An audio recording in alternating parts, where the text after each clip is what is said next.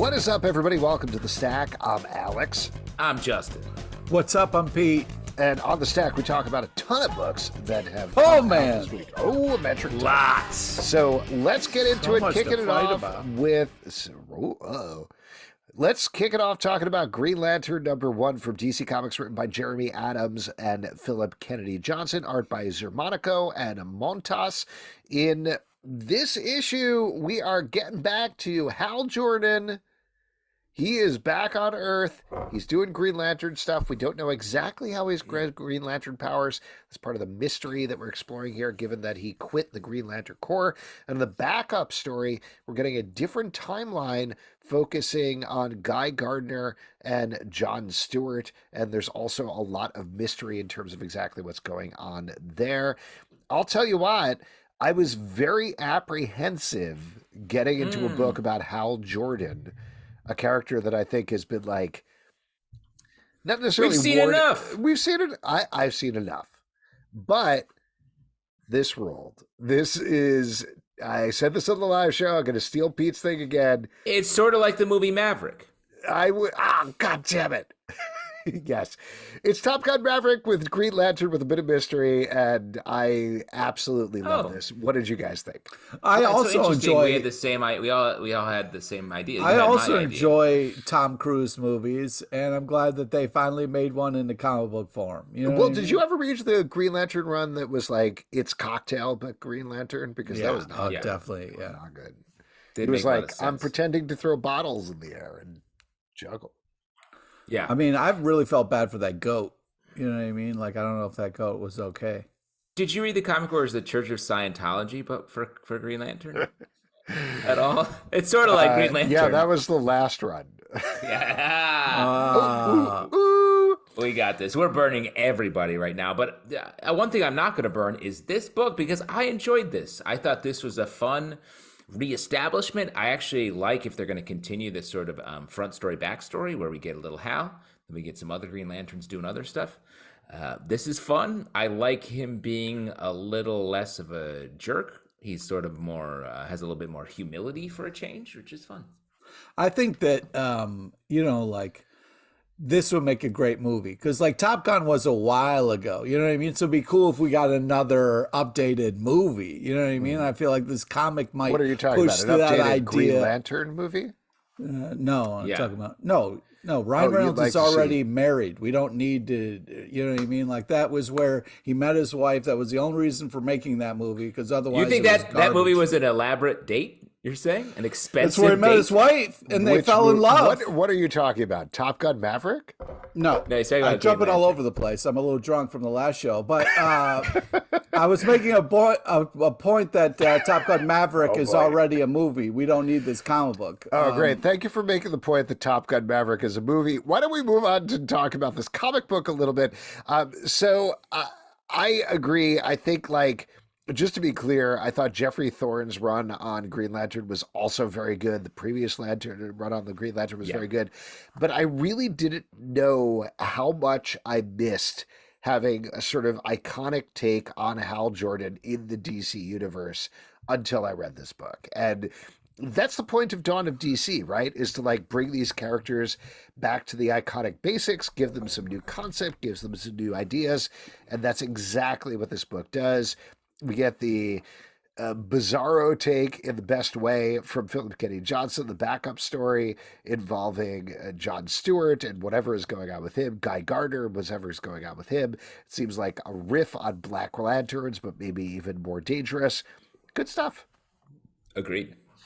Amazing Spider-Man #25 from Marvel, written by Zeb Wells and Rainbow Rowell, art by Kaare Andrews and John Romita Jr. at Álvaro López. In this issue, this is one that Marvel has been hyping up in a big way as one of the biggest events in Spider-Man since Gwen Stacy died. That's what they've been teasing. And here we finally flash back and find out what's been going on with Mary Jane, why she says she's together with this guy, why she has 2 kids. We see that she lived for years in this alternate timeline, alternate universe place where she found 2 kids. She didn't have 2 kids. She found Which 2 is kids. a big difference, I think. It's a big difference. And Spider-Man ultimately loops up with the current timeline. That's when we get the John Romita Jr. art back. And we find out what happens with Spider-Man going forward, leading up to next issue, which is promising to be any even more big revelations. Justin, I'm going to go to you first for no particular reason. What did you think about this? Great choice of people to go to first, may I say. I like this a lot. Hold on, sir. Can we mute this? There's someone, a troll in the feed here. Yeah, no problem. Could it possibly be Pete on the podcast? Oh, was that? It sounded like sort of a grumble, like almost like a Gollum character who was like, "Get to your point, asshole." So you liked it. What do you like about it? What I like about this is we're learning the story, and I like that they changed the. We learned from Spider-Man's perspective, from Peter's perspective, that like he knew Mary Jane emerged from this time away, has a family, and he's heartbroken. And then we get the other perspective. We get to hear her story, and we find out that yes, she does have a family, but it's less. When it felt like she is with this guy and fell in love with this guy in this other universe, I think it's more like she's sort of dating this guy, and they adopted 2 children. So like, I think that Pete, to your perhaps secret passion, it helps with the opportunity to maybe bring Peter and Mary Jane back together. Not that we're trying to break up a family out here, but that's for you, Pete. I want to also highlight the backup story featuring Black Cat and Peter Parker. That's a great couple. Why are we mad about that? I think it's obvious why we're mad about that. Zalbin, did you want to say anything nice before we moved on, or what's up? No, you go first, and then we'll do like a hate we'll sandwich. Fix it. We'll do a hate sandwich. Okay. Yeah. So this is what the problem was. We were kind of like teased, like, oh my God, there's this family, and but Peter was gone and yeah, that's exactly what you thought. At first she was like, fuck you, I'm, heartbroken, I'm closed off. And then slowly over the years, she had to take care of this family. To survive, in this kind of like times that, yeah, I mean, what did you expect to happen? Time went on. I just don't understand what the fuck Marvel is thinking and why we're doing this. Like, why are we moving away from something that was great and was a huge part of this character? You mean Black Cat and Peter Parker? No, I'm not talking about your fucking Black Cat, okay? We're talking about Mary Jane and Peter Parker, okay? Peanut butter and jelly, the fucking 2 things that go together. We're not talking about your fucking weird-ass fantasy. Peanut butter and Nutella, I just want to mention. Great for your son, man. Great. Thank you for bringing that up. Nutella is the Black Cat. I'm not sure what you're flexing on. The fact that you have a kid or that he doesn't like peanut butter and jelly. Pretty cool. I don't know. Nutella's like fancy Does jelly. anybody else have a kid? I mean, I feel like most people don't. So it's Mary Jane cool has a kid. I guess, yeah, congrats for being bougie enough to have Nutella. I don't know what to fucking say to you. But my point is, this doesn't make sense. It just makes people angry, and I don't know what the point of this is. It seems like the point is to get farther away from something that worked for I don't know what reason. So it seems like it's making it harder for Peter and MJ to get together, because now we got to raise these kids or take care of these kids or get them back to their timeline or wherever the fuck is going to happen that I got to sit through to give me hope that, 2 people who brought each other up and worked really well together and gave people hope. But I guess that doesn't fucking sell comics. Or maybe Jordan... I would argue, Pete. Don't mention Jordan G. White. He has Jordan G. White had nothing to do with this. Nothing to do with this. He just taunts you about this. Is the only thing. But let me say, Pete. I think you're sort of making the point for why this is the way these stories go and why this storytelling is what comics are all about. Like, you move away from something so that then you can come back to it. And honestly, do you prefer when Mary Jane is just not in Spider-Man comics and there's no connection there? Or do you prefer when we're actually sort of experimenting and pushing on that relationship? Because I think what you saw in this comic was a lot of love from both Peter and Mary Jane. Mary Jane doing the same thing Peter was doing, desperately trying to wait for him and connect with him. But the circumstances took them apart. Cool. I mean, I love when I open up a comic book and I'm like, man, I hope I get circumstances and not hope. And I hope that I get like really tough times instead of things that are really cool to see. Circumstance is just a long way of saying hope. Can I throw something in there? I agree with you, Justin. I thought the backup story was super fun. Black Cat and Spider-Man going to a wedding together. Not the time. Not the time for that. Not the time for that story. It's when a wedding issue, and Spider-Man going to having to do a suburban adventure like he did in Spider-Man Homecoming. That's the first movie. So very fun. Rainbow Rowell, love it. Great stuff. The front story, I'm gonna kind of agree with Pete. Whoa! I knew you were sitting on something. I knew you had something under your head. I was sitting on a little bit of a bomb there. Here's the thing. This didn't work for me. And why? It didn't work for me for a couple of reasons. It's a shitty idea. Hold on. One of the reasons is external factors, which I understand is not fair, but Marvel hyping this up as the biggest event that has happened in Spider-Man comics since Gwen Stacy died. It is not. Yeah. Agreed, but like that's fine. It is an event that But we also haven't got to the full thing of it yet. Have you ever heard Stan Lee talk? Like, I think you were used to a little bit of hyperbole in our yeah. And I get that, but like that was a little too much. Like that's a little over the top in terms of actually what's happening. As I've said before, I'm not into whoever this bearded weirdo is who is coming in, who's messing up their lives.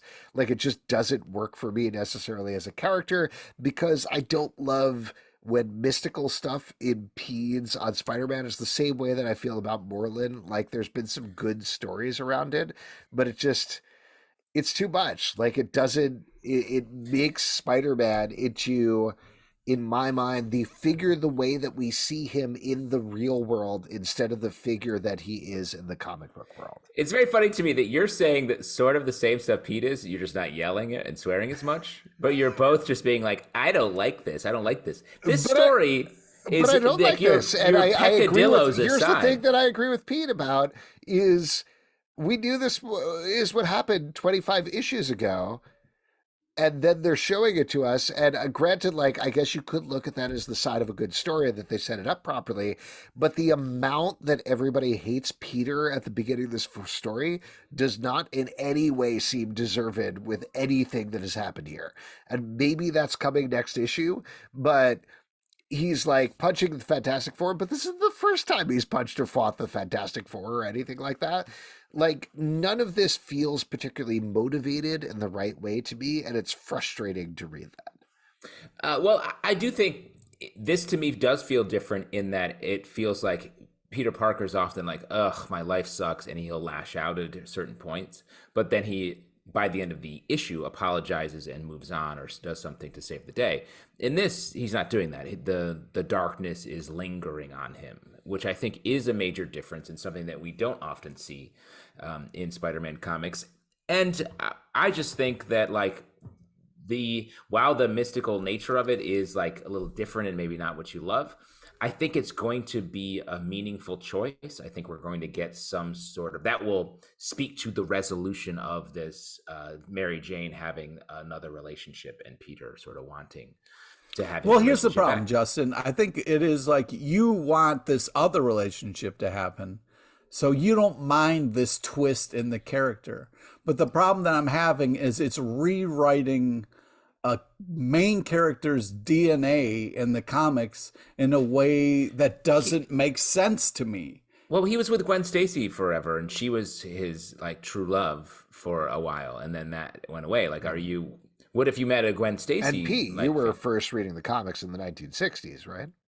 I was not born yet, but thank you. I appreciate I know there's some gray in this beard, but I just think that in a lot of ways, like I feel like real people love different people in their lives, and I think it's hard to just say, well, this one, you have to go back to that other one because that's the one that your friend, believes in the most. Like you have to ride with what's happening, the choices that the person's making. I mean, it's weird you're saying it like that because it feels like you're talking right to me and being specific about things that happened in our life and whatnot. No, on. Because it seems like you're saying that, like that one time where you had that amazing fling with that lady in the Spider-Man week, Oh my and God. I was like, "Hey, man, you should pursue that," and you were like, "Fuck you, man." You know, Tell you what, why don't we move on to another comic book because we have like 30 more comic books to talk Great about on call, the stack. Alex. Something Epic #1 from Image Comics by Szymon Kudranski,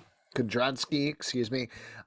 This is not at all what I expected from this cover, or this 100%. book, or anything, but I ended up absolutely loving this comic book. This is about a young boy who may or may not be seeing characters straight out of comic books and video games and animation, or he may be suffering from some real mental issues. They play it sort of across the line the entire time, but this is a phenomenal work of art, I felt. What did you guys think? I completely agree. It's unbelievable, and it was like I read the title. I was like, something epic. Okay, taking a big shots. All right, to me. Yeah. All right, let's see about that. Completely blown away. Completely blown away. I uncrossed my arms and was so impressed and wanted to give it a hug afterwards. It's such a unique, original idea. I love the whole the way the art is kind of lying to us but showing us things. It's very cool. Very creative, really feels fresh, and I was so impressed with this book. Not only the art, but the coloring, the shape, every aspect of it is just hitting a home run. I was super impressed with it. Also, the nostalgia factor, just seeing like an 8-bit samurai guy, just got me in the feels. Like it was just so there's so much going on with this, and it's also talking about creativity in such a cool way. When you want to really impress Pete, don't give him 7 bits. Don't give him 9 bits. Give him that 8 bits because he loves that specific number of bits.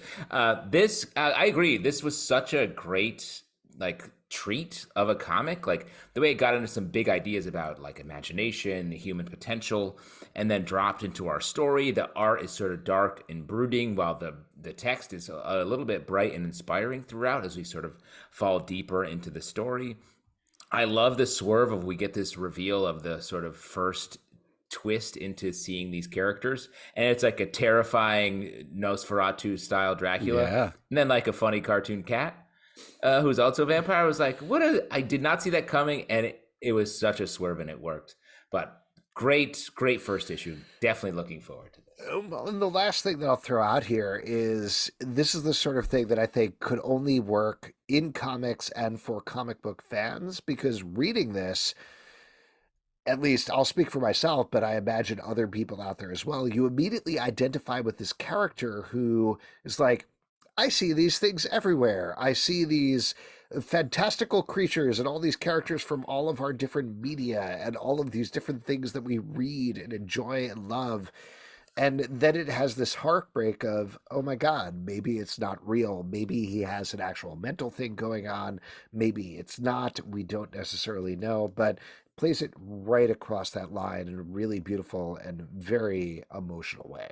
But also, there's the humor in it. It's just like that action dude with the shark. That's like the shark's like, as for duct tape, you idiot, just hysterical. It's really.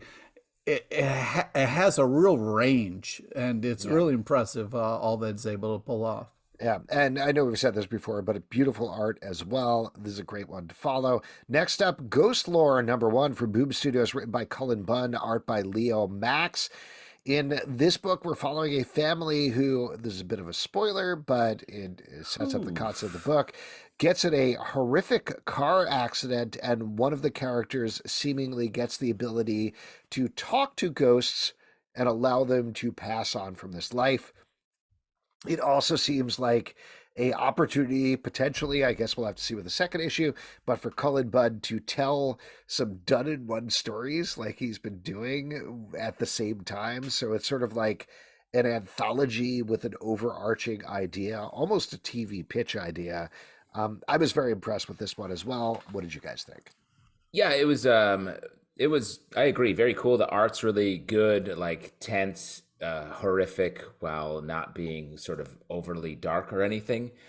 But man, this really sat in the real sad parts of this book for so long. You really have to suffer along with this family as they're going through this accident. But I agree with you, Alex. Like it's a fun premise that is played out really well, and I look forward to as it spins out in either a more anthology direction or as a traditional narrative. This got real fucked up. This got a little too fucked up for me.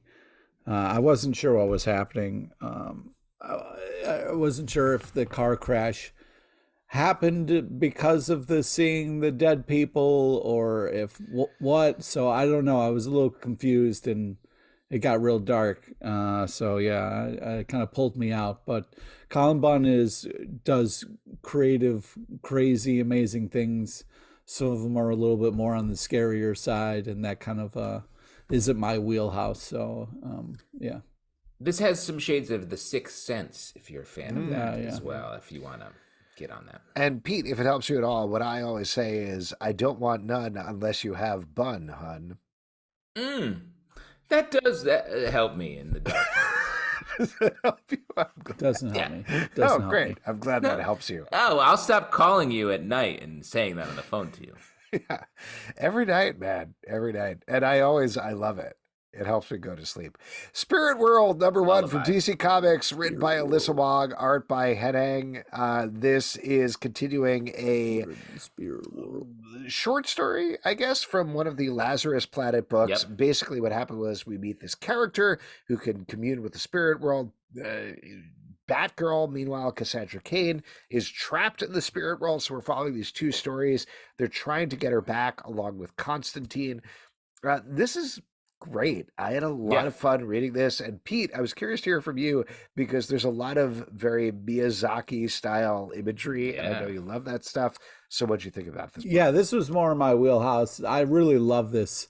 I felt like first off, cool covers, fun magic, team up adventure, fun characters, cool art style. This is a really solid first ish.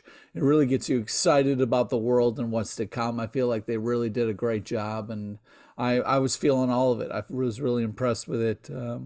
The kind of anime style to it really is very inviting and cool and bright. And I think it's a great premise. I also really enjoyed this. Very convenient that the two sides of our story are like right on track to converge as early as next issue. But otherwise, other than that sort of convenient turn, I thought all of these characters are really interesting. The sort of world that we're exploring is really fun. It's the spirit world. It's the spirit world. That's the world. It's so crazy. That's the world I was talking about. The spirit world. Silk, #1 from Marvel, written by Emily Kim, art by Ig Guara. And this book, and again, we'll get into spoilers a little bit, but this kind of sets up the premise of the book. In the first half, we're getting a detective noir, Silk, but it turns out that something weird is going on and she's not supposed to be there. By the second half of the book, we end up in a Western before we get a little bit of the mystery revealed. I'm forgetting the name of the book, but there was a Wonder Woman book they did that had a semi-similar premise where Wonder Woman was trapped by some villains and she was being put through these simulations. This is not at all what I expected from a Silk book. I ended up really enjoying this premise, and I thought this one was a lot of fun as well. A great intro to the series. I'm curious what the series is actually going to be, though. Mm-hmm. It feels like, I don't know if we're going to be in a dream world for the whole thing or what the idea is. So it's that rare book that I liked, even though the premise is sort of not apparent here. But as far as like a Spider-Man character book, very surprising way to start it out. And I really like Silk. I look forward to seeing her moving forward in some direction.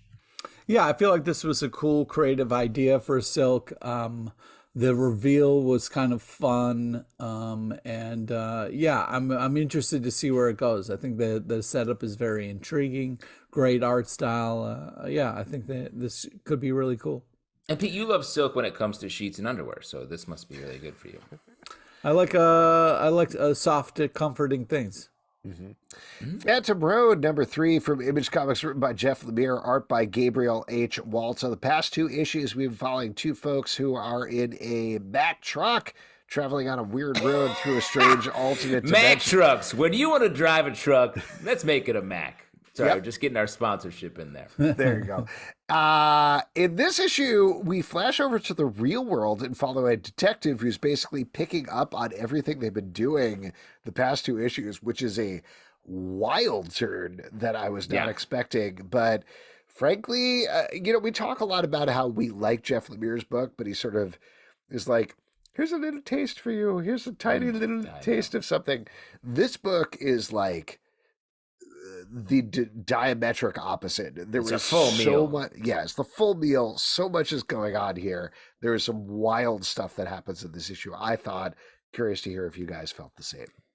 I also love this. It's very, we talk about Jeff Lemire spare in his storytelling a lot, which really matches with the Gabriel Walta art here. And like you're saying, Alex, it's still spare in the storytelling, but there's a lot happening in each issue, as opposed to some of the other ones where it feels like there's just a lot of air flying around. But this, I really loved when this issue has come in the run so far, because like we get the cops investigating and we're actually learning about what's happening through the cops. Like so many stories use cops investigating to reiterate points that we already know.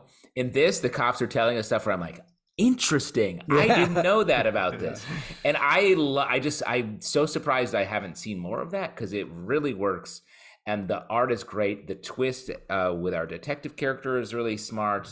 This is one of my favorites in the stack. Yeah, also like really intense when she kind of like figures it out, and then what happens next. I don't want to spoil, but man, really jumps. You kind of almost have a jump scare there. I was really impressed with this issue. I thought the art was amazing. We really found out some key information in this issue to kind of really move things forward.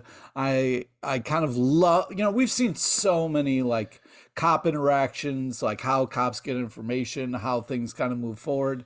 I felt like they did such a smart job of giving us the right information to kind of get us hooked and then move forward. And I felt like this was such a action-packed issue, and gave us all the kind of things to be excited for the next issue. And man, I'm a little worried what's going to happen to our character at the end of this ish, but I'm hoping it's going to be all right. We get the Billy Bear truck stop seem to play a role in this. So dude, that's a crazy place, dude. Don't ever go there, bro. It's not real, so we should. Wait, is that real? No. Let's quickly shout out our favorite real truck stops, though. You a Sheets guy? Stockies. Interesting. Sheets, really? Sheets. I'm not saying that's my favorite, but I love a Sheets. Let's not forget about Stewart's on the Northeast. Wow, yeah, love Stewart's, man, orange and south of the border, a place. South of the border. You never sausage such a place. Murder Inc. Jagger Rose, #1 Dark Horse Comics, written by Michael Bendis, art by Michael Avon. Oeming. We had them on the show. We talked about this book, Pete. You got me. I'm on you. Oh, man. Check out our last live show. Great conversation with Brian Michael Bendis and Michael Avon Oeming about this book and many other things that they are working on. But that all aside, it doesn't matter that we talked about them. Let's give a pure, honest review about this book, which continues the United States of Murder Inc. It takes place in a world where the mob has taken over Earth. Like, they run everything. And this issue, we're focusing on a couple of characters from the first series who are ultimately on a collision course with the Vatican, which is also run by just the mob. like all of us. Just like all of us. I mentioned this on the live show. And don't repeat yourself. Well, no. I'll repeat myself here just in terms of the review, because like we were talking, I think, on the previous podcast about how, to be perfectly honest, we are bad about calling out inkers. We're bad about calling out colorists. Taki Soma's color on this book is phenomenal. Like, that was my big takeaway from this book, almost more than the plot, almost more than Michael Avon Oeming's art. I was like, this feels like something I've never seen before in terms of the color, and awesome. Yeah, I mean, I agree. It's such a just if you sort of you read it, but then go back through and don't read the words and just let the art and colors wash over Oh you. yeah. It's that rare comic where that just gives you a whole new perspective on it. And but I think the story's great. The idea that the mob takes over not only America but like a large part of the world, and what that means is a great premise. Talking to Bendis about it and Oeming and how they just love the actual history underneath this is just so makes you so excited for the book and what the potential that they have in store for it. Yeah, it was really cool to hear them talk about the passion they have for this project. So it really comes through in the pages. I mean, They're in the mob. I don't know about that, but the pages just jump out at you. I mean, that last page, Vatican Reveal, just kind of slaps you across the face. It's so cool. I was, floored by the art. I just art. want to mention, if you check out my Twitter, I have a Vatican reveal that I posted earlier on today. No, okay, cool.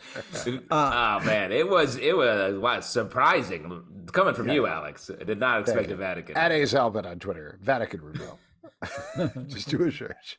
Just Google Vatican reveal. I think it's gonna be. I was just super impressed with not only the stylized kind of art that we get, but also the emotions that come across this page and how fast this kind of moves in such a good way. The pacing of this is fantastic. I think it's. I can't wait for the next issue, and it's just getting started. So it's such a great sign. Is Vatican reveal like a Catholic lemon party? Is that the right? What? Is that I only understood a couple of those words. What's a fucking lemon party, dude? Look it up. Is that like a P. Just Diddy white party just where everybody quickly wears look- white? So much stuff to Google. Anyway, great book. This is really good. Like we talked about on the live show, and I just want to be clear that I'm not. Stop repeating yourself, man. Well, but I want to be clear that I'm not blowing smoke or anything. It is, as a fan of Brian Michael Bendis and Michael Avon Oeming, it is so great to see them in a period where they're just firing on all cylinders and being as creative as they possibly can. Because, we've been fans of them since Powers. We've seen them through Marvel and DC years. So getting to act back to a place where they're just being all of our creativity and fun on display, you don't get that a lot. You get people wrung out by the Marvel DC system, and then they turn in stuff that's just yeah. So having both of them in this creative place, it's very fun. It makes me. It feels like you're saying. It feels like they're entering a renaissance of their own, separately and together, which is really cool. Just hearing them talk about it, hearing them talk also reminded me of separately and together when they were on our live show back in the day. And we went to the bar afterwards with each of them separately at different times, which I was definitely flashing to that while we were talking. There you go. The Sandman Universe, Nightmare Country, The Glass House #2 from DC Comics, written by James Tynion IV, art by Patricio Delpeche. In this issue, we are following a character who's been visiting essentially a whorehouse that is basically hell. And he has struck up a romantic relationship with one of the denizens there. It ties into the bigger overall story of Nightmare Country. Pete, I want to turn to you again because I was very surprised that not only did you just say, yeah, but also this was one of your picks on the live show. What was it about this book that resonated with you so hard? Well, first off, the art is super tight bananas. There's just such a really cool story. And we're getting more and more kind of info on this creepy teeth eyes character here. Creepy. And you could almost call him Teeths. But it was just so... I would call him Floor, but go ahead. Okay, all right. Well, call him whatever you want. But I just think it was one of those things where it started to really click for me. When we got enough information to kind of see people's angles and what they're kind of about. And I felt this is really just such a interesting story about someone who falls in love with somebody that they probably won't be able to be with, and how this is all going to unfold. And I don't know. I just think it's such a unique, cool story. The art is leading the way in such a cool way. Yeah, I was just really impressed with this book and what it's accomplishing. It's really interesting to me that Jamestown the Fourth, JT4, who did a ton of DC books and has since moved over mostly into more creator-owned stuff, but is holding on to the Sandman universe at DC, and it feels like really he wants to really leave a mark here, and it feels like in this book and this series in particular, really channeling early Sandman, both in the art style and the type of stories that we're doing, where we're really just pushing into this nightmare world and finding lots of interesting places to explore. I love this. Yeah, I really love this too. I think this is a great book. This is Oh very no! Deep. What? I just looked up Lemon Party. Fuck, man. It's fucked up. Man, don't look up Goatsy, man. Wolverine number 33 from Here Marvel. we go! Written by Benjamin Percy and Jean Lewin Yang, art by Juan Jose Rip and Peter Nguyen. This is continuing the story of Beast versus Wolverine. Maverick is in the mix now as well. That's the Maverick. That's Maverick. That's the one. Top Gun. First of all, just very quick, I'm going to give a shout out. I don't think we've encountered one of these issues before, but I think both publishers have been doing a pretty solid job of embracing Asian American Pacific Islander month. And particularly here, we get like one of the backups highlighting these sorts of characters who have this sort of heritage. Where I think we're going to talk about a couple more throughout the stack as well. So good stuff. I'm glad people are doing that. But that said, I know Pete has been very conflicted about this storyline. So let's turn to Justin. What do you think about everything? Well, I don't want Pete to get in a place where he's feeling bad. Justin, what about you? What do you think about everything that's going on in Wolverine? Well, and like I understand Pete's Watch yourself, Justin. I understand. I'm echoing you here, Pete. I understand your frustration. This is a book that is called Wolverine. Wolverine is in it, but this book is definitely sort of Beast's rogue op, and you see a lot of Wolverines, clone Wolverines killing or being killed. And I understand you're frustrated by that, Pete, but from a storytelling perspective, I like this story. I think the art is nice. It has that sort of edgy, X-Force-y type of look to it, which I think matches the story really well. I like these characters, from Wolverine to Maverick to Wolverine's buddy, who's now going to try to save his friend. So I like all the elements here, and I think we're building up to Wolverine really wrecking some Beast, which I think, Pete, is maybe what you secretly desire. Well, yeah, but I don't like to see my parents fight. If I showed up for a Justin comic and it was about Alex, you could understand why I would be disappointed. You know what I mean? Well, what if he was? Alex would be a character in there. Well, if we're going to tell a Justin story. But I would definitely if there were other characters who had glasses, I'd kill them. Yeah. Anyways, it's very funny that Beast there's literally a scene about him having glasses. Yeah, oh my God, that was so good. I know you're upset about this, Pete, but this comic is so funny at the same time. Like we're saying, there's a thing where Beast has created all these clones of himself, and all of Beast's clones wear glasses, and they all sit around and be like, so he's terrible, right? And we should stop him. And part of the reason that we should stop him is that he has made us nearsighted. We have to wear glasses because he wants us to feel less than him, right? So let's kill him. And then ultimately he pulls like a swerve and he kills all of those clones and kills all the other clones. Very fun. It's very fun. That's why I made you guys wear glasses. I don't think... What? I don't think... this should be called the Beast book. You know what I mean? I just don't understand what we're doing here. You know what I mean? Because not only is Beast and Wolverine fighting, which is really fucked up, and there is tons of history there, and it's upsetting to have to sit through. But then, it's now Beast is fighting with all these other beasts, and Wolverine is being used like a fucking minion joke. I just A minion I don't joke? I Because don't there's a lot understand. of him. Yeah, they're just little yellow Because they fucking love da-da-da. soldiers that maybe go and do jobs and maybe don't do great jobs. Nobody fucking cares about them.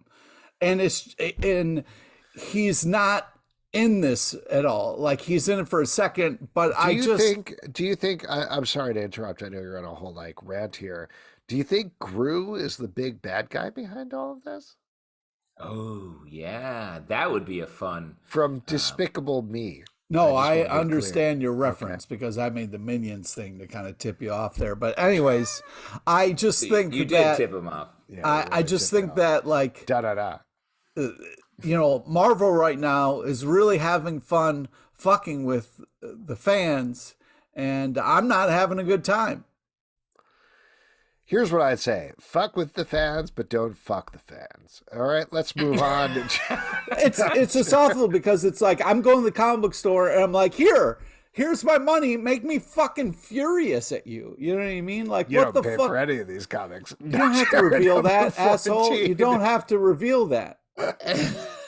That's not what this is about. I'm just saying that, like, I love Wolverine. I'm trying to read a Wolverine comic that's supposed to be about Wolverine, and it's about how Wolverine is a fucking useless soldier who's a fucking minion joke, and how Beast is just out, out there being horrible, and because everybody's on Fuck Island, no one gives a shit or knows about it, and it's insanity. Pete, if you go to the comic book store and buy it, it's a different issue. Just you got this one in your Yeah, it's very cool. And Wolverine and Beast are friends. Oh, that sounds you nice. would love that one. I hope to eventually. You should buy those comics. Yeah, let me say, both of y'all should lay off the Minions in general. I don't know, man. Minions: Rise of Gru. Did you see that shit? That was tight.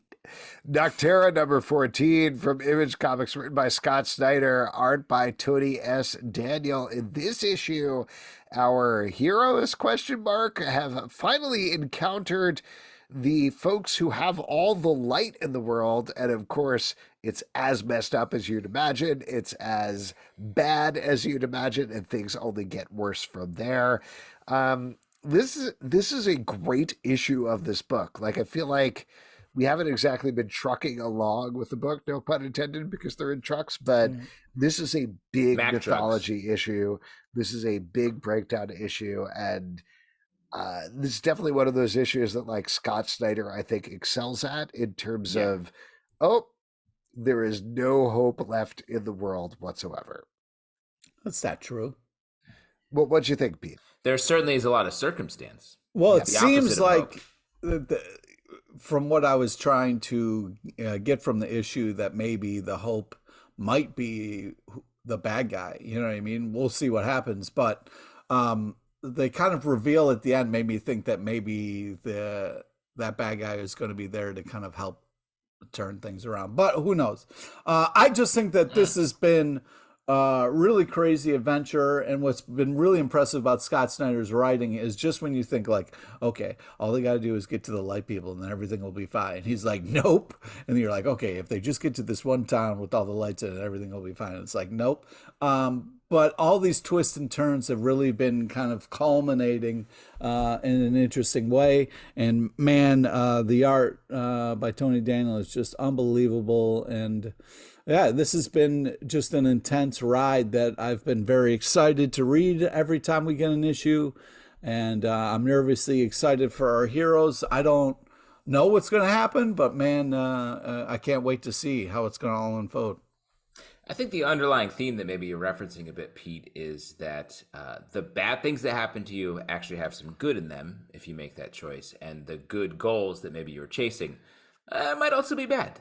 It feels like it's all about, light and dark is the very obvious two thematic poles here for these characters.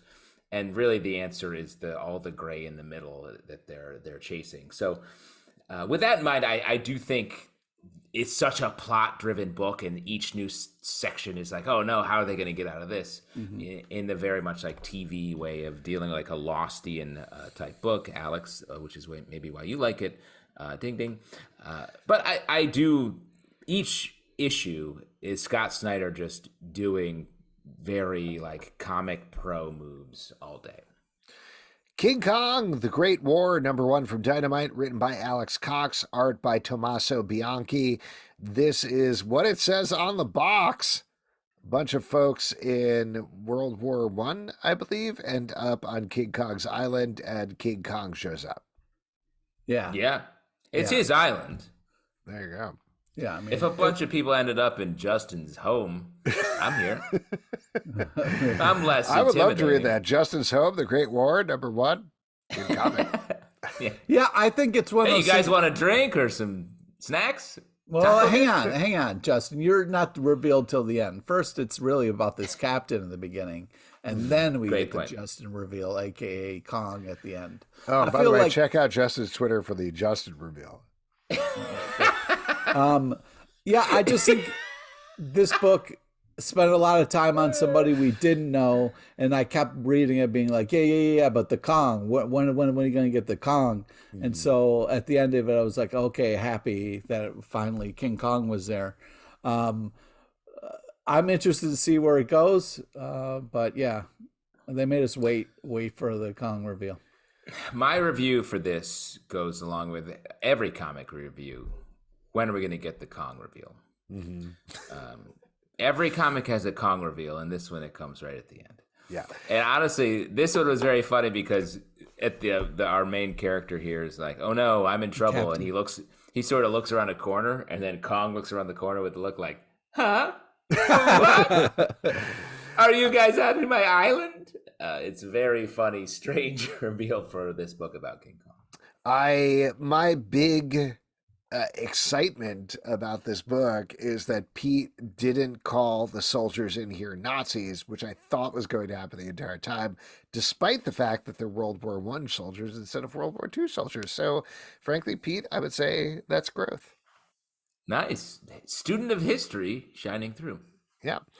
Stargirl, The Lost Children, #6 from DC Comics, written by Jeff Johns, art by Todd Knock. In this issue, it all comes down to this as the assembled Lost sidekicks fight against the Childminder as well as Our Man and a secret villain that shows up halfway through that changes a lot about what we probably thought was going on with all of Jeff Johns' DC stuff thus far. It also kicks us into the second, presumably, storyline on JSA. That's what it ties into. He's telling a big Uber story here. How did you feel about how this one wrapped up? Well, first off, I love the art style for this. It's got this kind of cool anime kind of feel to it, which I really like. It's a fun art style that kind of sets the tone for the book. I think this is a fun team up. I love the splash action pages we got in here. Yeah, I thought it was very kind of cool. I just felt like I had Guardians on the brain because as soon as I saw that the raccoon, I was like, oh, this is Rocket Raccoon here. This guy kind of looks like the Star-Lord a little bit. And then I was like, wait a second, come on, dude, this is not the same property. I get this out of my head a little bit. But then I was like, oh yeah, he kind of looks like a little bit. And I was like, I'll stop. But other than that, great. I liked the art in this book is great. Todd Knock is doing sort of a George Perez-esque version, sort of a younger, brighter George Perez here, bringing all these sidekicks to life in a lot of like big, wide splash page action sequences, which is really fun. And I like this part of the DC universe. I like that Jeff Johns is really leaning into it. I think this is someone who has written so much of the Justice Society to sort of pivot, perhaps coming off of the Stargirl television show, into this younger side of the DC universe, I think is really fun. Looking forward to when it pops back up in, I believe, Justice Society #6. Miracle Man #5 from Marvel, written, I said that terribly, written by Neil Gaiman, art by Mark Buckingham. Now, I've, to be perfectly frank, kind of lost track of the continuity of what was published or not, but I think this is the first issue that really has never seen the light of day in any way whatsoever. Yes, and I feel like we've said that about most of these issues. Yeah. No, but there was some that leaked onto the internet. Yes. This is the one that's completely new. And what I was most surprised about is it is not something that feels completely new so much as continuing the storyline of following young Miracle Man as he tries to figure out his origins. It looks like we're reading the tea leaves a little bit, that it's Mark Buckingham jumping in and writing a little bit of the stuff that Neil Gaiman didn't necessarily pick up. But this is really good. Like, now that we're finally into a storyline that isn't decades old, I think they're pushing forward into things that are really interesting. There's a mystery that our main character is following. I'm very into this. How are you guys feeling about it? I like it as well. The art's really nice, and it sort of has the reverse of a lot of our classic superhero origins. Like Batman, you get the childhood trauma, and then that informs the character. Superman left his home planet, that informs the character. In this, it's like a character being like, what made me this way? And going back and trying to find the events that led to him being who he is. So that's really cool. The backup is really interesting as well, which is like, is Miracle Man looking back, trying to understand young Marvel Man. And it's showing some like classic stories that are fun and old school, and how that informs the present in a cool way. I mean, we get some fun old timey kind of comic in here, which was kind of a fun nostalgia bath.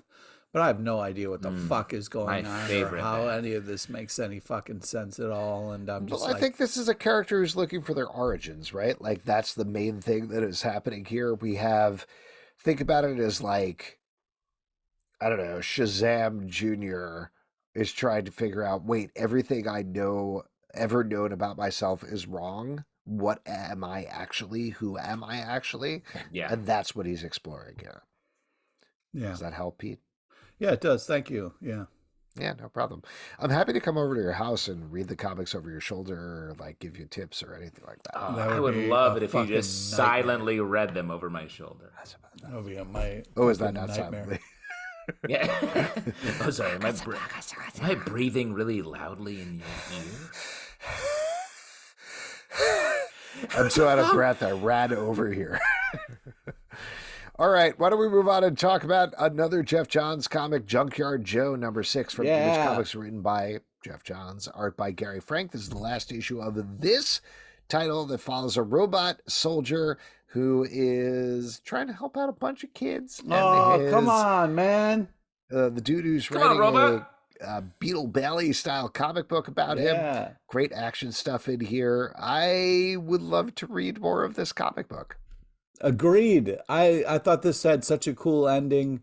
I really loved it. Feel good story. Kids kind of fucking saving the day. I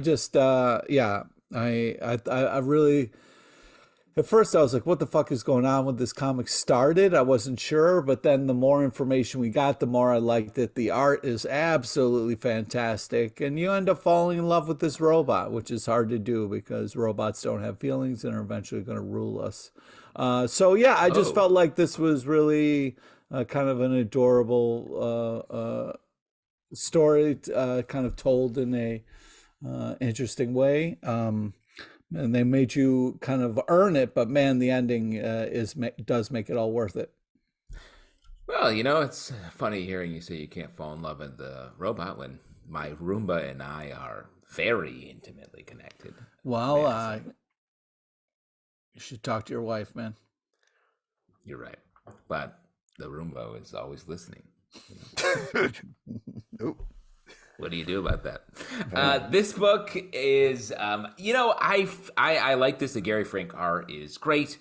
Though I do feel like I feel the weight of the larger universe that Jeff Johns is sort of establishing and building here.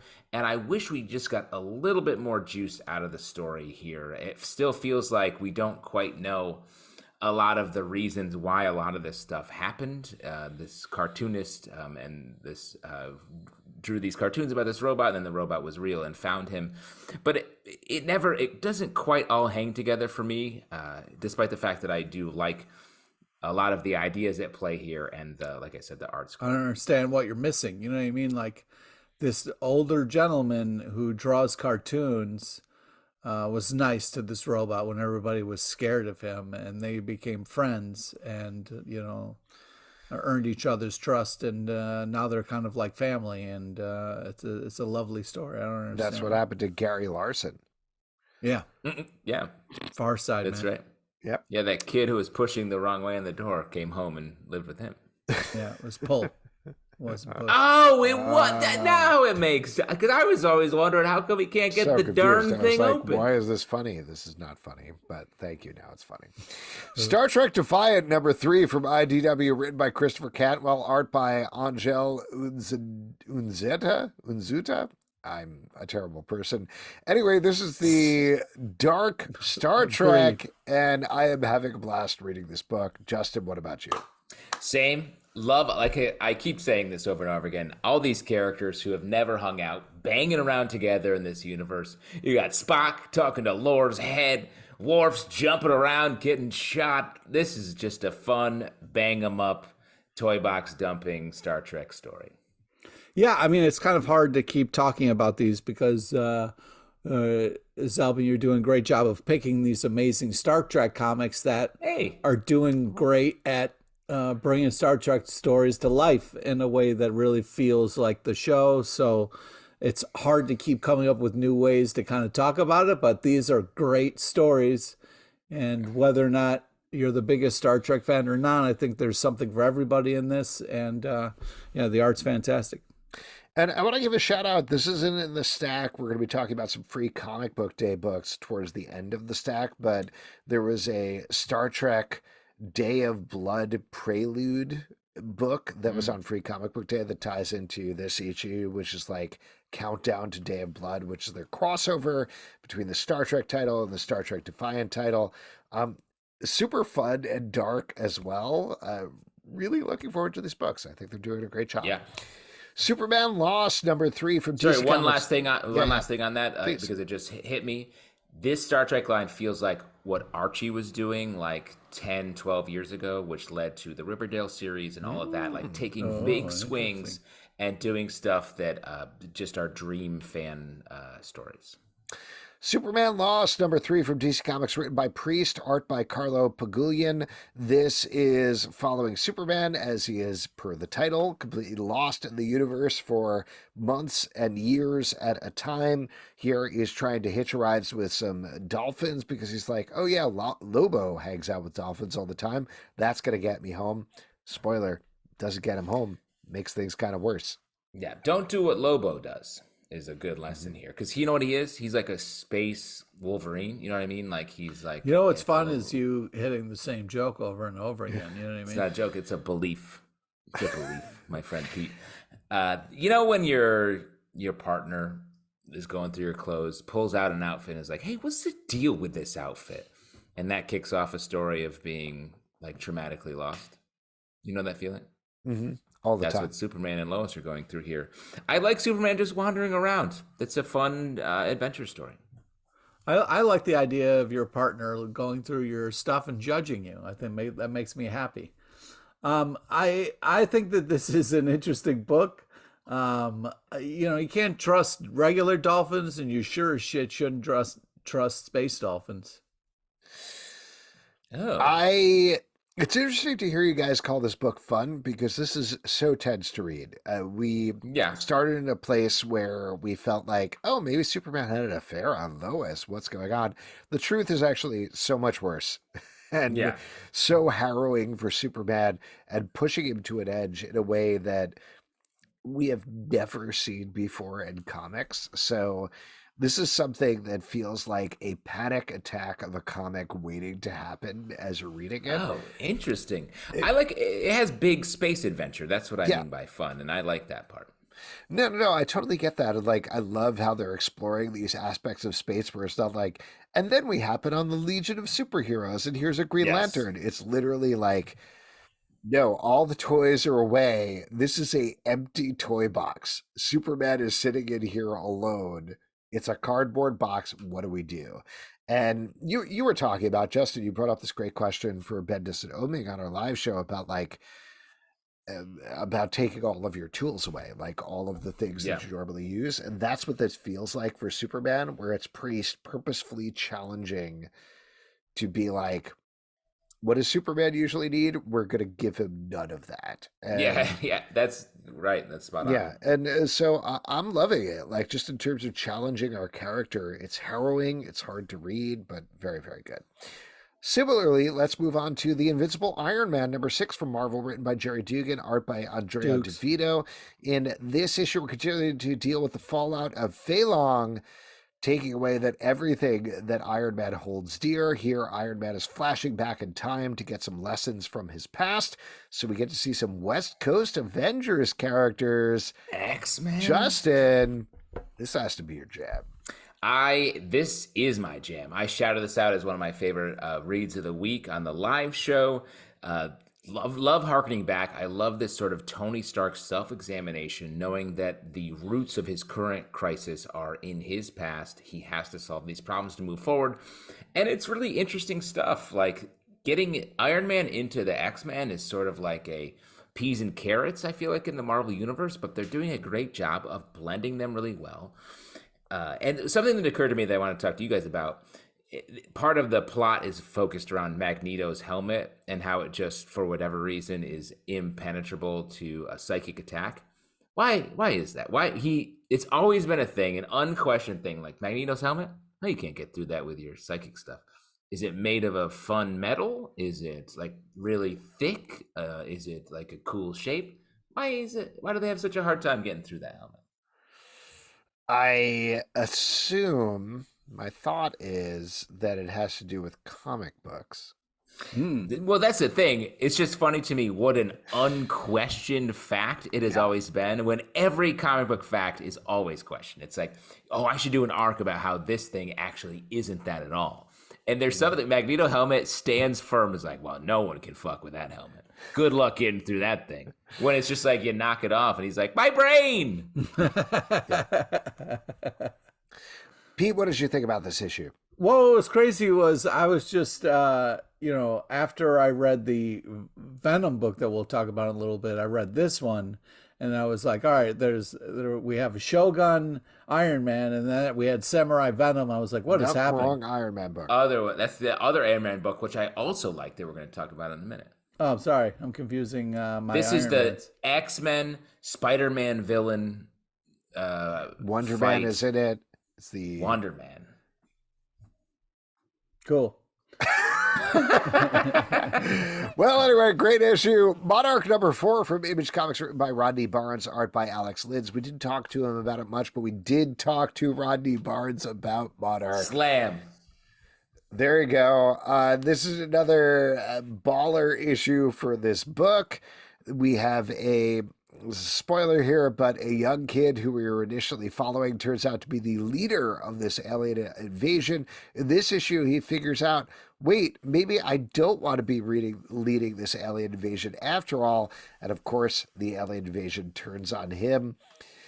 I love the narration. He's got feelings. He's got feelings. I love the narration in this book, the way that it is told, the art, everything. It's the whole package, man. Yeah, I agree. It's a total package. It's a great ish. I mean, not only is the art unbelievable, but some really cool storytelling. It's a very unique kind of thing that's setting up. It's also kind of triggering because you got a crazy white dude running around the school with a gun, and like there's a lot of levels to everything that's going on here. So I was super impressed with this book. I was really happy with like what is going on and how it's being talked about and stuff. So yeah, I just think this is an incredible creative book and super impressive. We talked about this on the live show a little bit, but I really like that the jump around that happens here between each issues, getting different perspectives on this story. It's a really unique way of telling a premise that is straightforward, but the way it's told is the most interesting part, and the art, I also agree, is very good. Scar number 2 from Dynamite, written by Chuck Brown, art by Trevor Fraley. This was a big surprise in the first issue in terms of being a story of Scar that takes place before The Lion King. Here we're continuing to follow that story as he makes his way towards the main story of the movie. Given that we really like the first issue, or at least I know I like the first issue, how'd you guys feel about the second one? I like this too. Like it's pushing at the edge, getting into a little bit more philosophy behind how the Lion King world works. It reminds me of, not quite as satirical, but Mark Russell's work, like on the Flintstones. It's a little bit more of an all readers version of that, where it's giving us more philosophy, a little bit more humor, and pushing into some of the darker areas of the Lion King story. Yeah, I'm super impressed with the art style. It's kind of like a little darker, a little creepier version of the animation style we know from The Lion King. And yeah, this is just kind of like exploring Scar as a character, which is weird because it's not one of my favorite characters, but it's an interesting take. And then he's kind of on the what is it, the elephant graveyard here, and kind of really exploring the world of the hyenas, which could be interesting. It seems like we're going to get into some new stuff with some new characters, so feels cool.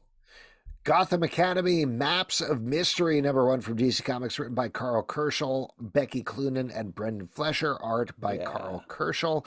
This is telling a couple of short stories specifically about Maps, the character from Gotham Academy, and following what's going on with them. What did you think about this? Well, at first I was very excited because I was like, oh, I love maps. You know what I mean? Like, show me some layouts. Let me see the world before we get into it. And then I was like, oh, the map's the character. Okay, cool. But just so creative and beautiful, part manga, part Vertigo, just so enjoyable, so different. The art is just crazy tight bananas, so unique. I really love these stories and this comic. It's just so cool. This kind of like ghost story anime style. It's very, very unique. Nice to have a comic that really is pretty much halfway between like a superhero story and a manga. Like, it does a good job of blending the styles and the storytelling and all of that. Recognizable characters. And I should also say that Pete loves maps so much, sometimes he wazes himself to his own bathroom. I Am Iron Man number 3 from Marvel, written by Murray Ayodele, art by Doten Akande. In this issue, as Pete spoiled earlier on. I know, I can't believe you pre-revealed this. Oh boy, we are getting a Samurai Shogun style Iron Man and Rhodey. Turns out, as the machinations of Mojo halfway through this issue. Each issue of this is a standalone story diving into an aspect of Iron Man. I love the series. This is, I like what Jerry Dugan is doing with the main Iron Man series, but this is awesome. The art is gorgeous. The storytelling is really layered and fascinating, and exploring different aspects of Iron Man. I've been very impressed by the series.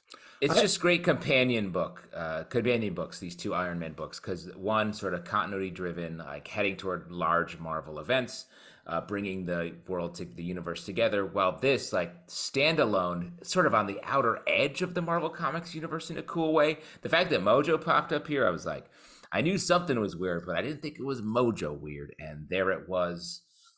I've been loving, these books are making me love Iron Man once again.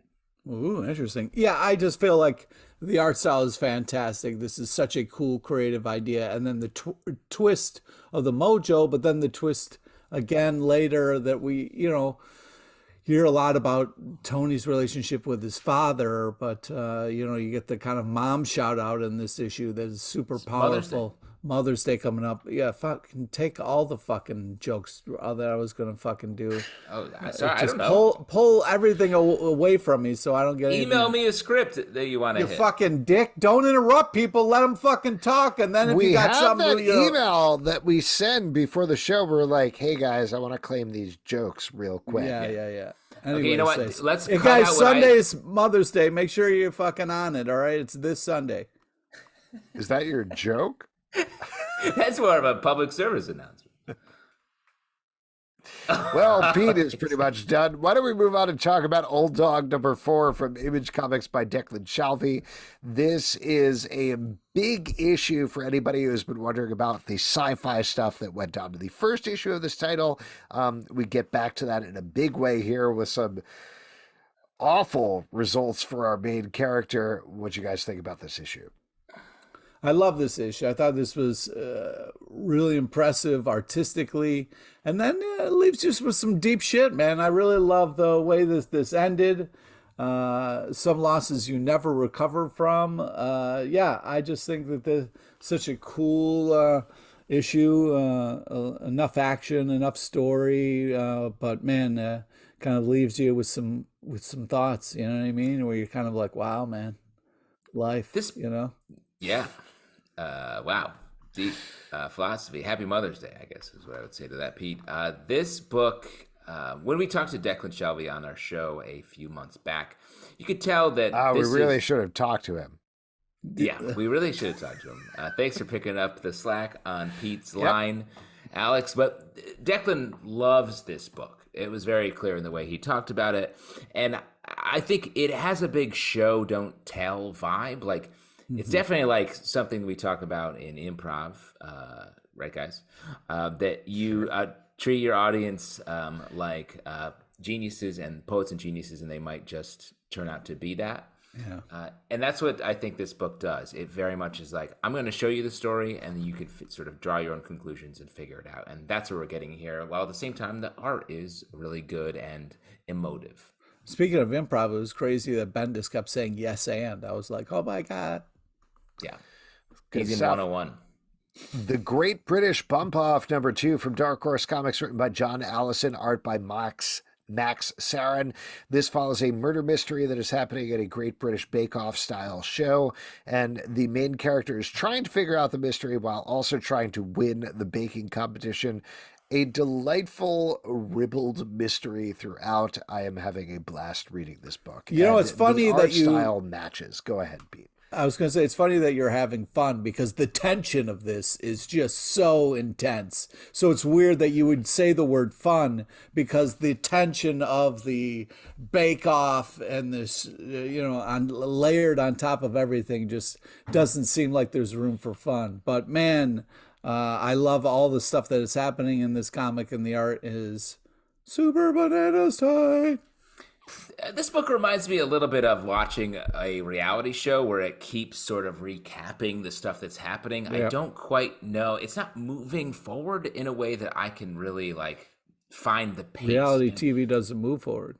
That's what I'm struggling with in this book. Like, it feels like, and I know the Great British Bake Off, which feels like a strong piece of source material, is also famously like, there's not a lot of drama. It's just nice people making nice food. And this adds the murder element, but it very much feels like it's a little bit doggy paddling across the English Channel. Whoa. Danger Street number 6 from DC Comics, written by Tom King, art by Jorge Fornes. This is a bunch of stuff happening with a bunch of characters again. Wow. Yep. Wow. I don't know. To me, this is Tom King just doing like a Silver Age exploration. Like, it's telling like sort of wide fantastical. We have this wide fantastical narration that's sort of covering the action, and then just like to Alex's point, stuff keeps happening. It's amounting to something. You can see there's enough of a draw together of each of the individual threads to keep me interested.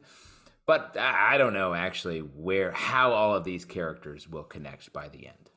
Well, that's the magic of Tom King, man. He keeps you guessing right up until the very end if he can. Yeah, I mean, I love this comic. You got a screaming helmet to start and end the thing. Also, you get a helmet in the middle. The helmet becomes part of the story, so add more helmet, which I didn't think was possible, but then we got it. Crazy to me that we have talked about so many Tom King books, and Justin and I are like, wow, this is really layered and really fascinating. And you're like, I don't get this. Fuck this book. And we get to this book and you're like, I love this helmet. You get on the hook. And I believe it's actually, since the weekend, it's Tom King Charles is how you say his name. Also, the cover with the hilarious cereal ad is great so cover. Fun. Yeah. Here's the thing: Jorge Fortes' art, phenomenal. Tom King's plotting, interesting, but I don't know what this book amounts to yet. We'll know in another 6 issues, and that's great for me. That's Tom King for you. That makes me feel really good. I love waiting 6 months to find out what the story is. Extreme Venomverse #1 from Marvel, written by Ryan North, Mirka Andolfo, and Leonardo Romero. Art by Paulo Sequeira, Nico Leon, and Leonardo Romero. This is very similar to Edge of Spider-Verse. This is kicking off the end of Venomverse, I think, event, or Venomverse. It's an Extreme Venomverse, I'll tell you that much. Extreme Venomverse event, where we're seeing a bunch of Venoms, so your mileage may vary. What'd you guys think? Pete, this is a tailor-made book for you, right? Yeah, you got Zeb Wells doing this Venom-style stuff, and you got Spider-Man fighting a gorilla here, and this is just some great. Wrong book again. Wrong. Yeah, book again. I don't think Zeb Wells is doing this. No, you're thinking of the Spider-Man Venom free comic book. Yes, that's exactly what I thought we were talking about. But what I will say about this one is it brings in some surprising distant areas of the Venomverse that I did not expect to see coming together. I'm intrigued by this. My complaint, I think last week, was about sort of the symbiote verse being like so overpowered and all over the place. What I like about this and the Free Comic Book Day book that Pete's just hankering to talk about is it does seem to be sort of focusing and editing our storytelling back to some more Eddie Brock stuff, and at least the Eddie Brock family. So I appreciate that. Nice. And I'm curious, I am hoping that is the point of this next Venom event. All I wanted to mention was that I generally thought the stories in here were good. There's good writing and there's good art throughout. The weird thing to me is its little moves versus like the Edge of Spider-Verse stuff where they throw out, what if Spider-Man only did musical theater? What if Spider-Man was in a film noir? What if this other thing? And these are all like, what if Eddie Brock, but he was like 90% happier? And and all of the stuff is like, okay, this makes sense, but I don't. This is actually a legitimately more reasonable take on alternate universes, but that's not how it works in comics. So I'm having a hard time hooking into it. I liked these stories. I thought the Samurai Venom was really cool. Mm-hmm. I also liked how we got kind of like the OG kind of Venom story in here. We revisited that. That was really neat. Yeah, that was very neat. I love the Brock family in this and the kind of like shadow spider thing that we got. That it was just a kind of cool moment. I feel like there are a lot of little pieces that I'm excited about, and I'm moving forward. I'm excited to see what happens. And I thought the art was great. I mean, it helps that in the back of the book we get the phrase "something is hunting Venoms with extreme prejudice," so it feels like something's going to be killing a bunch of Venoms. The Craves. Daredevil #11 from Marvel, written by Chip Zdarsky, Jason Liu, art by Rafael De La Torre, art by Lin Yoshi. This is another book that has a great backup story tying into AAPI month. But the front story has Chip Zdarsky breaking down Daredevil in the biggest way possible. Jesus. What the hell's going on in Marvel, bro? What is Marvel doing? Guys, let me just ask, because maybe I'm not sure. But did Daredevil just out crazy the villains? Did he stab his eyeball out and then push it into the eye socket of the bad guy? Did that really fucking happen? That's what I saw. Do you feel like maybe in the Marvel cafeteria they're like the food is not as good as it used to be or something? Like maybe the pizza sauce is like not as flavorful, because it does feel like there's some sort of malaise over what's happening here. Yeah, like this Daredevil is fucked up. Do you think at any point when Chip Zdarsky was writing this, he was like, "Oh, Daredevil, you want to get nuts? Let's get nuts." Yeah, I mean, I do feel that way, and there's not a lot of love for the Daredevil character in this. This is like such a scraping the bottom of the barrel of our guy here. And the last line on the last page, this is a spoiler, I guess, technically, but it's just sad, is it's him in his sad outfit, and he says, "All I have left to do is die." And then, like, Daredevil signature on the bottom of the page. I'm like, Jesus, that's your way out of this story. Well, and like, I'm not saying it's bad. It's just so dark. No, but listen, everybody has topped the previous Daredevil run in some way in terms of changing the status quo. This feels like Chip Zdarsky working towards his mic drop, being like, Daredevil has no eyeballs because he can't see, so it's okay. And he's going to kill himself. And good luck to you, the next writer, whoever you are. Yeah, exactly. This is his walkaway issue. It's like, oh, woo. But that's okay. I'm okay with like the Daredevil mic drop of like, next writer, you figure out how to deal with this thing. This is nuts. And that's good. I don't know. That puts people in a good. corner. He doesn't have eyes. Yeah, he cut his eyeballs out, man. Yeah, you can get an eye back. It's a comic book. You can get an eye back. You can get an eye from back. Where? It's fine. I don't know the eye depository. Doctor Strange gives him an eyes back. Here's a spell to get eyes back. It's your answer for everything. Gives him the Eye of Agamotto. He's got one giant eye necklace in his eye.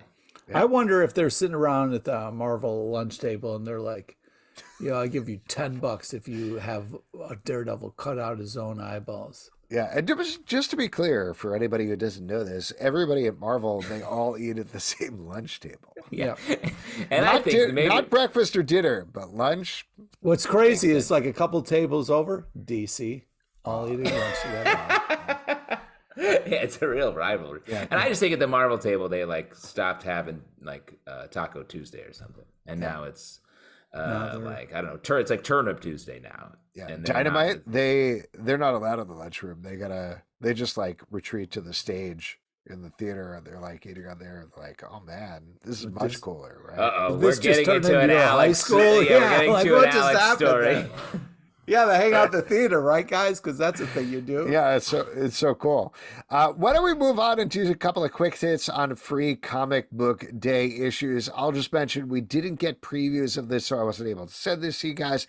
But there was a Rick Remender book coming out from Image called Sacrificer that was my top pick for Free Comic Book Day, just in terms of it seems like, oh my God, this is another harrowing, terrible story from Rick Remender that's going to absolutely traumatize us in a fantasy world.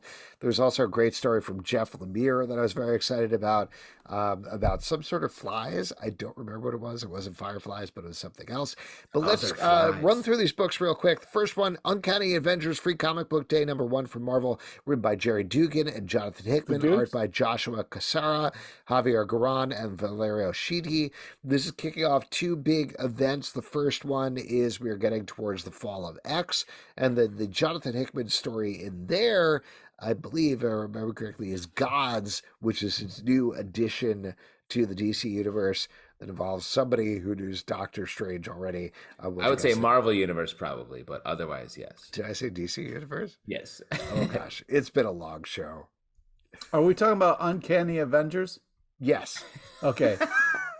I'm sorry, but did I watch Cyclops die in this issue and then be reborn as Captain Krakoa and then become even more douchier? So here's the thing. Fever dream. Okay, here's what happened. We haven't been reading X-Men because you shout too much about X-Men, so I did. Yeah, that's not a win. In X-Men, sure Cyclops died, he was resurrected, and because they didn't want the world to know about resurrection, he took on the identity of Captain Krakoa. That's hilarious. However, the world then found out about resurrection, so he was like, okay, fine, I'm Cyclops, don't worry about it, you all know. Anyway, some mystery character kills Cyclops again and takes on the identity of Captain Krakoa in order to kill everybody in the United Nations, if I remember correctly. A bunch of people, yes. I know, I think it's Congress. Congress, there you go. Classic grandma's peach tea move, if you ask me. What? Because Grandma Granny's will peach kill tea? you if you take her peach tea. Is that From what? Batman v Superman, where Lex Luthor leaves the Don't Granny's quote peach Batman tea. v Superman. That's like the it's only something movie I everybody's have seen. ever seen. Jesus, That's that enough. is You don't need to see anything You don't get else. to quote that movie. That's not a quotable. You don't get to. I'm learning to live with a lot of things. Batman v Superman. Great. I know. Just classic quotes. I was surprised to see this as the big Quoting push. Batman, Uncanny Avengers being a sort of team that has been left by the wayside for a while. But I like it. I like these characters coming back together. This seems like genuinely a pretty big problem they have to solve here. So that's cool. And the backup by Hickman, very interesting. Into it. Yeah. I got really excited that when Cyclops died, and then I got really sad when he came back even douchier. The Umbrella Academy Free Comic Book Day from Dark Horse Comics, written by Gerard Way and Gabriel Ba and Bartosz Sidbor, art by Gabriel Ba and Fabio Violante. This is an Umbrella Academy story and also a Witcher story. Yeah. I thought this was a fun one. I enjoyed this. Both It's of them fun. were fun. I don't know what it had to do with our Umbrella Academy characters besides landing in something that's setting up the Sparrow Academy. There you go. Which could be cool. Something perhaps from the television show. It seemed like you just answered your own question. It was beautiful. Great. Though. The Gabriel Ba art was gorgeous. Fantastic. As always. Yeah. Spider-Man Venom Free Comic Book Day from Marvel, written by Zeb Wells, Al Ewing, and Jonathan Hickman. Art by Patrick Gleason, Cafu, and Brian Hitch. This is giving us some big previews for Spider-Man Venom in terms of introducing a retcon symbiote character from like the Golden Age.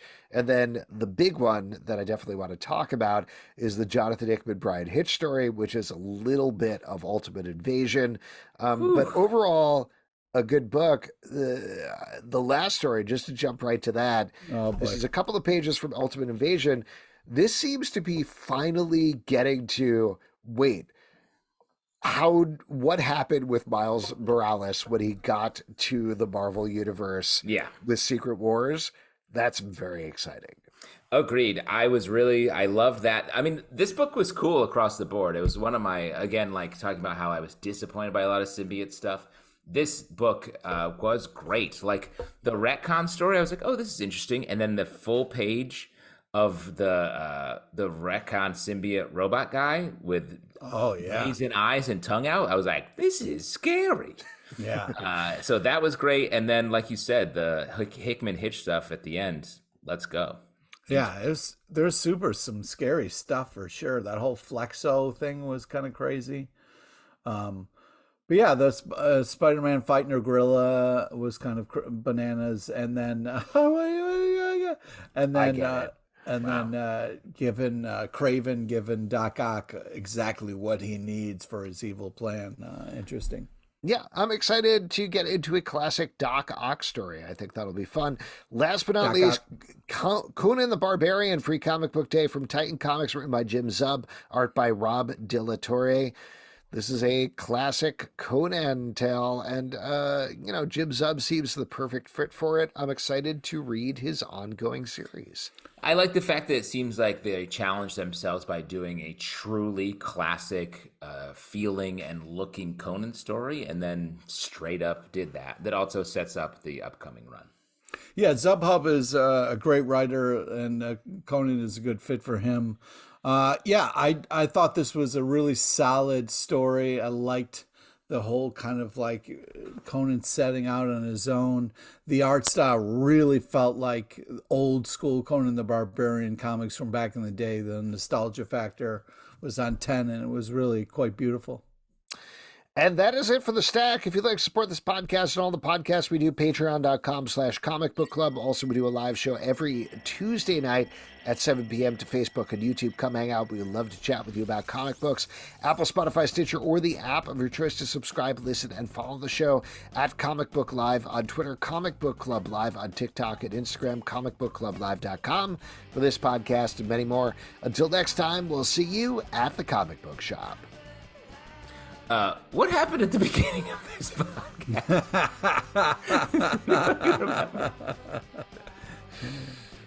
Oh, my God.